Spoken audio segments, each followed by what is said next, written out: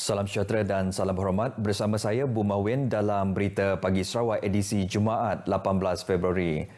Sarawak akan mempercepat kelulusan tapak bagi membina menara telekomunikasi dalam usaha memperkasa program jaringan dan capaian internet di negeri ini, khususnya di kawasan luar bandar. Menteri Utiliti dan Telekomunikasi Datuk Julahi Narawi memberitahu kelulusan tapak yang telah dikenal pasti tersebut penting untuk memudahkan pihak Suruhanjaya Komunikasi dan Multimedia MCMC dan Perbadanan Ekonomi Digital Sarawak SDEC meneruskan pembinaan menara yang sebelum ini menghadapi kekangan.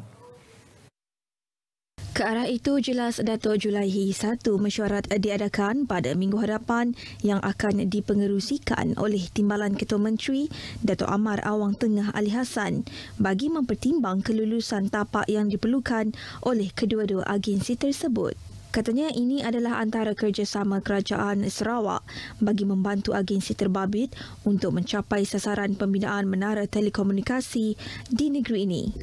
Beliau memaklumkan MCMC mempunyai 636 buah menara yang sedang dan akan dibina di seluruh negeri, manakala 600 menara telekomunikasi pula dibangunkan oleh SDEC. Datuk Julaihi memberitahu demikian pada sidang media selepas lawatan ke SDEC di Kuching. Terdahulu beliau menghadiri taklimat yang disampaikan oleh Ketua Pegawai Eksekutif SDEC, Sudarnoto Osman, berkaitan peranan SDEC dalam agenda ekonomi digital Sarawak. Perkembangan projek Lebuh Raya Pen Borneo LPB bagi pakej kerja 4 dari Simpang Pantuk ke Batang Serang kini 2% mendahului jadual yang ditetapkan. Menteri Muda Infrastruktur dan Pembangunan Pelabuhan Aidil Lariwo memberitahu setakat 25 Januari lepas kemajuan projek bagi jajaran tersebut telah mencapai 75.29%.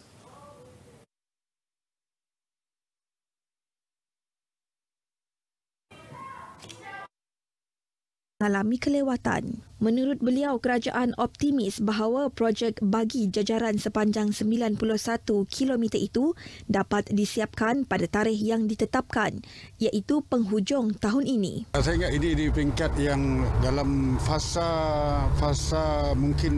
yang last quarter yang nak menyiapkan lah. Mungkin dalam sekitar 25% lagi akan siap. Mungkin saya boleh katakan fasa terakhir untuk menyiapkan selain daripada interchange ini di kawasan Bukit Bangunan yang bukit tinggi tadi dan yang sikit-sikit itulah. Jadi melihat cara kontraktor ataupun pemaju di sini membangunkan lebuh raya ini, kita memang berasa yakin mereka dapat menyiapkan mengikut jadual lah, atau mungkin lebih awal sedikit. Pada tahun ini juga lah? Ya, pada tahun ini. Tambah beliau lagi, walaupun kontraktor perlu bersaing untuk mendapatkan sumber bahan binaan, memandangkan banyak projek sedang giat dilaksana dan bakal dimulakan, namun pemaju bagi projek berkenaan memberi jaminan semuanya dalam keadaan terkawal. Begitu juga dengan sumber tenaga kerja dapat diurus dengan baik setelah Sarawak memasuki fasa 4 Pelan Pemulihan Negara. Insinyur Adil berkata demikian semasa meninjau perkembangan pembinaan Sri Aman Interchange di Simpang Temuduk di Sri Aman. Mengenai pembinaan Sri Aman Interchange, pihak kontraktor memberi komitmen ia akan dapat disiap dan dibuka kepada pengguna pada Julai tahun ini. Selain dari Sri Aman Interchange, projek tersebut turut melibatkan pembinaan 9 jambatan, antaranya Jambatan Batang Undup, Batang Lupar dan Batang Serang. Keseluruhan jajaran Simpang Pantu Batang Serang melibatkan perbelanjaan bernilai 1.6 bilion ringgit. Baik, sementara itu Jabatan Kejaraya JKR bahagian Serian diminta untuk memantau kontraktor mengendalikan 2 projek yang telah diklasifikasikan sebagai projek sakit. Menteri Muda Infrastruktur dan Pembangunan Pelabuhan Insinyur Aidil Lariwo berkata ia adalah untuk memastikan projek berkenaan dapat disiapkan mengikut jadual yang telah ditetapkan. Insinyur Aidil mendedahkan projek terbabit ialah pembangunan semula sekolah daif di Sekolah Kebangsaan SK Lebor Remun Serian dan projek naik taraf Jalan Padawan. Jelasnya projek pembinaan semula SK Lebor Remun yang bermula pada Jun 2020 dan sepatutnya siap pada Disember tahun lalu telah mengalami 39.65% kelewatan. Beliau menambah kelewatan tersebut disebabkan prestasi kontraktor yang kurang memuaskan dalam menyiapkan projek menelan kos RM1 bilion itu. Beliau memberitahu demikian dalam sidang media selepas sesi taklimat bersama JKR bahagian Serian. Sementara itu, pada sidang media yang sama, Insinyur Aidil memaklumkan projek naik taraf Jalan Padawan atau Padawan Link Road telah bermula sejak tahun 2019 dan telah mengalami kelewatan 37.17%. Beliau berharap agar projek terbabit dapat disiapkan pada November tahun ini. Dedahnya lagi, antara faktor utama yang menyebabkan kelewatan projek berkenaan ialah kerja-kerja mengalihkan utiliti di sepanjang laluan tersebut, kekangan penduduk tempatan termasuk perintah kawalan pergerakan yang dilaksanakan sepanjang pandemik COVID-19. Mengulas mengenai 4 projek bangunan dan 1 projek jalan raya yang sedang dilaksanakan di bahagian Serian, Insinyur Aidil berkata semua projek itu berjalan lancar mengikut jadual yang ditetapkan. Majlis Tilawah dan Menghafaz Al-Quran peringkat negeri kali ke-61 akan diadakan di Kuching bermula 25 hingga 28 hari bulan ini. Menteri Muda Utiliti Dato' Dr. Abdul Rahman Junaidi berkata bertemakan Ma'aj Rabani Ummah Berkualiti, seramai 23 Qori dan Qori'ah akan menyertai Majlis Tilawah, manakala 9 peserta akan mengambil bahagian dalam hafazan Al-Quran. Hafazan Al-Quran akan dibahagikan kepada 2 kategori, iaitu kategori 1 hingga 10 juzuk dan kategori 1 hingga 20 juzuk. Johan bagi majlis tilawah akan membawa pulang wang tunai RM10,000, piala pusingan, piala, sijil serta pakej menunaikan umrah. Naib Johan pula akan menerima RM7,000, piala dan sijil, manakala tempat ketiga akan menerima RM5,000, piala dan sijil. Bagi pemenang hafazan Al-Quran pula, Johan akan menerima RM4,000, piala dan sijil, manakala Naib Johan akan menerima RM2,500, piala dan sijil, serta tempat ketiga akan membawa pulang RM1,500, piala dan sijil.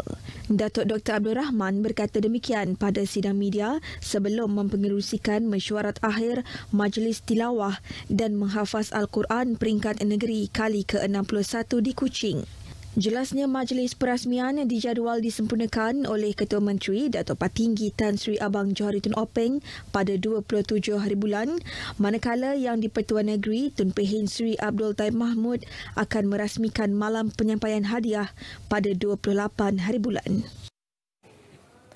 Bahagian Siasatan dan Penguatkuasaan Trafik Polis Daerah Kuching mula melaksanakan kawalan lalu lintas, penutupan serta lencongan jalan sementara di tebingan Kuching sejak semalam. Ia bagi memberi laluan Majlis Citra Warna Keluarga Malaysia 2022 yang akan diadakan pada 24 hingga 27 Februari ini.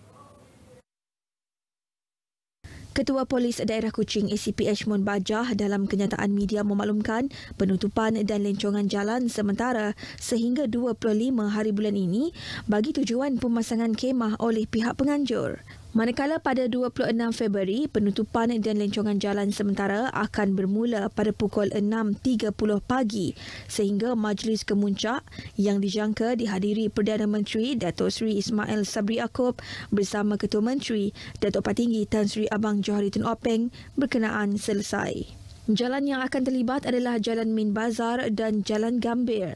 Oleh itu, orang awam dinasihat untuk memilih laluan alternatif bagi mengelakkan kesesakan pada hari tersebut. Orang awam yang ingin menghadiri dan menyaksikan majlis tersebut juga dinasihatkan untuk meletakkan kenderaan di sepanjang kiri Jalan Tunku Abdul Rahman, tempat letak kereta Poliklinik Jalan Masjid, tempat letak kereta Jalan Ho Hun Yeng, bangunan Saujana dan juga Taman Reservoir. Polis Kuching meminta orang ramai yang mempunyai maklumat berkaitan kemalangan jalan raya melibatkan sebuah kereta dengan seorang pejalan kaki di Jalan Setia Raja pada Isnin lepas supaya tampil menghubungi pegawai penyiasat kes berkenaan. Ketua Polis Daerah Kuching, Asisten Komisioner Polis ACP Ashmon Bajah berkata, mereka boleh menghubungi pegawai penyiasat trafik, bahagian siasatan dan penguatkuasaan trafik, Ibu Pejabat Polis Daerah Kuching, Inspektor Muhammad Azri Muhammad Azhar di talian 012-905-9549. Dalam kenyataannya, ACP Ashmon memaklumkan kejadian yang berlaku pada pukul 7.30 malam itu telah menyebabkan seorang pejalan kaki mengalami kecederaan parah di bahagian kepala. Pejalan kaki terbabit bagaimanapun disahkan meninggal dunia semasa menerima rawatan di Hospital Umum Sarawak kira-kira pukul 4.30 pagi hari berikutnya. Identiti mangsa yang merupakan seorang lelaki masih belum dikenal pasti kerana tiada dokumen pengenalan diri ditemui di lokasi kejadian. ACP Ashmon menambah pemandu kereta berkenaan yang merupakan seorang lelaki berumur 21 tahun telah ditahan untuk siasatan lanjut di bawah Seksyen 41-1 Akta Pengangkutan Jalan 1987 kerana memandu secara melulu hingga menyebabkan kematian. Sarawak merekodkan sebanyak 278 kes baharu COVID-19 malam. Ia melibatkan 114 kes kategori klinikal tiada gejala dan 164 kes dengan gejala ringan. Jawatan Kuasa Pengurusan Bencana Negeri dalam kenyataan media harian mendedahkan sebanyak 79 kes direkodkan di Kuching, 68 di Miri, 61 di Sibu, 28 di Kapit dan 12 di Bintulu.